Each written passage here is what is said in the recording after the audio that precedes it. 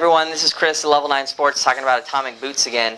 This is the Atomic The Volt, which this is the boot that Atomic's backcountry freeride bros like Chris Bentchetler, they use this boot. This boot is 98 millimeter instep width, which is pretty narrow for most skiers. But if you're looking at this boot, you're probably an expert skier, or you should be an expert skier anyways. So the 98 mil fit, while it is narrow, it's not like a plug boot that is really painfully tight. It's just a pretty tight, performance-oriented boot. It has a 110 flex, which is pretty stiff, but not too stiff to boot pack, which is convenient because they've put, they call this the Ridge Walker sole. There's pretty serious treads on the pads, and then there's also treads in between the two pads, which just give you traction when you're boot packing and you're hiking over some chunky snow or some ice or maybe even some rocks.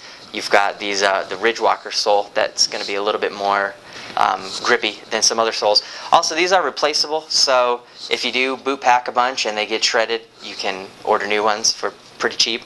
Another interesting thing, these boots have carabiner buckles, which are really strong. You can't break these buckles. It's not aluminum. It's not plastic. This is some strong alloy that not only can you not break them, it's also kind of a softer metal that's a little bit easier to push down. They are micro adjustable, so you can spin to your heart's content and get the correct buckle fit that you need. And they have the ASIM Pro liner, which is the nicest non-race boot liner that Atomic makes. Obviously totally heat moldable. It's got a pretty firm tongue, so it'll give you some response when you're leaning in pretty hard on your turns. And of course, since this is a big boy boot, it's got a big boy booster strap that again is going to act like a fifth buckle and will just cinch it down even tighter. This boot, highly recommended for expert skiers who spend some time in the backcountry boot packing, but even if you don't, this is a fine resort boot.